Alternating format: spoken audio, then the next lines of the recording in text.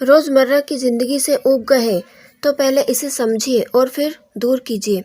बोरियत या ऊब ऐसा भाव जिससे हम सभी सामान्य जीवन में तो रूबरू हुए ही हैं। कोरोना काल में इससे अच्छी खासी जंग भी लड़ चुके हैं। बच्चे ऑनलाइन क्लास से ऊब गए हैं, बड़े काम से और टीवी पिक्चर देख देख कर ऊब गए हैं, तो महिलाएं घर के काम करके और खाना बनाकर ऊब गई। पिछले दिनों हर कोई बोरियत या ऊब की शिकायत करता मिला। आपका क्या रुख है? अपनी नियमित गतिविधियों की फहरिस्त हर कोई बता सकता है। सीरियल देख लिए, वेब सीरीज देख ली, पेपर पढ़ लिया, सोशल मीडिया छान लिया, फ़ोन पर बेमतलब गुफ्तगू कर ली, नेट सर्विस कर ली, सारा काम खत्म हो गया। पर समझ में नहीं आ रहा है कि ये ऊब मिटती क्यों नहीं। बोरियत को विदा करने से पहले एक बार उसे समझ लें कि बोरियत क्यों। जीवन में जब एक रास्ता आने लगती है तब हमें बोरियत महसूस होती है। मोबाइल और इंटरनेट ने काया पलट कर दी है। ज्ञान, संगीत, मनोरंजन से लेकर हर सुविधा हमारी पहुंच में होने के बावजूद बोरियत से हम परेशान हैं। वास्तव में भटकता मन ऊब बढ़ाता है।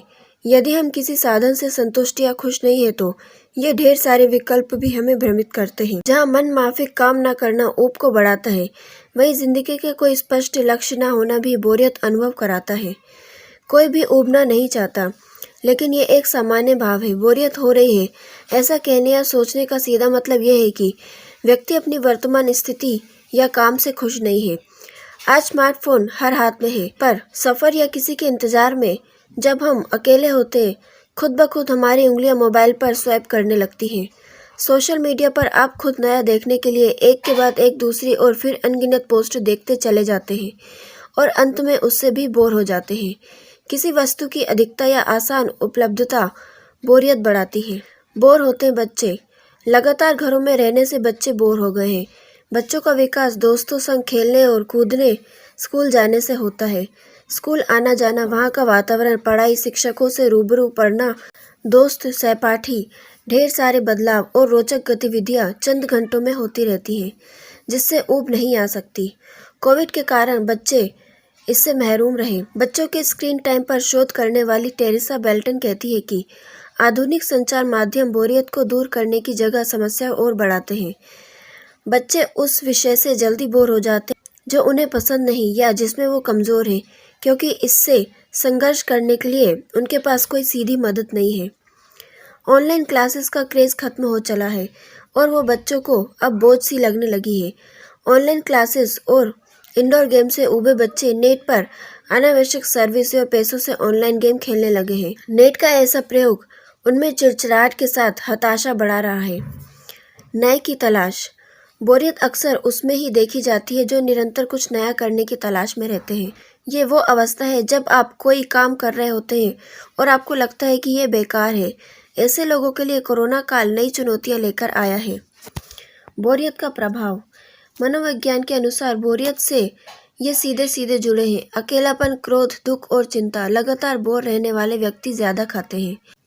कहने का तात्पर्य यह है कि कई बार जो ऊब जैसा लगता है वो वास्तव में उस कार्य से बचने का बहाना होता है जिसे आप करना ही नहीं चाहते। कभी कभी बोरियत होना स्वाभाविक है, लेकिन जब यह स्वार्थी मनोदशा बदल जाए तो चिंताजनक है।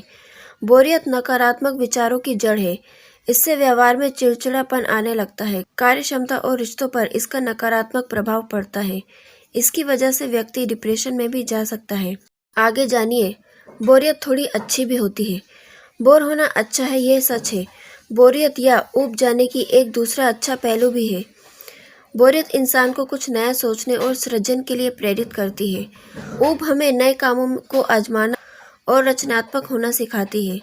बोर होते ही अगर उससे निपटने के तरीकों के बारे में सोचने लगे तो ये खूबी ही हुई। टेक्सास की शोधकर्ता हीदर लेंज कहती है कि बोरियत की मनोदशा हमें पुराने खांचों में पड़े रहने से रोकती है।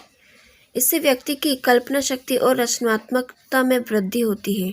बोरियत असंतुष्टि से उपजी भावना है।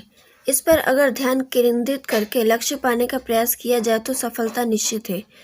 प्रसिद्ध अमेरिकी विचारक और लेखक डेल कार्नेगी सुझाते हैं, अगर तुम जिंदगी से ऊब चुके हो तो फिर खुद को किसी ऐसे काम में झोंक दो जिसमें दिल से यकीन रखते हो। उसके लिए जियो, उसके पाने के लिए लड़ो। जब तुम वो खुशी पालोगे जो तुम्हें लगता था कि तुम्हें नहीं मिल सकेगी। ऊब रहे हो तो मन को अच्छे लगने वाले कामों को पहचाने। फुर्सत के पलों में टीवी देखने की बजाय कोई अच्छी किताब पढ़ें। अपने दोस्तों से बातचीत करें, फूलों के पौधे लगाएं और गमलों को पेंट करें। इलस्ट्रेशन बुक में नए रंग भरें। घर की व्यस्तता व सजावट को बदलकर देखें। हर वो काम जो सुखद तब्दीली दिखाए ऊब से बाहर निकलने में मदद करेगा।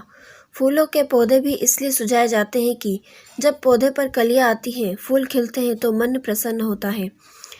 बोरियत से बचाव का एक अचूक तरीका है कि कुछ नया सीखिए और स्वयं को चुनौती दीजिए।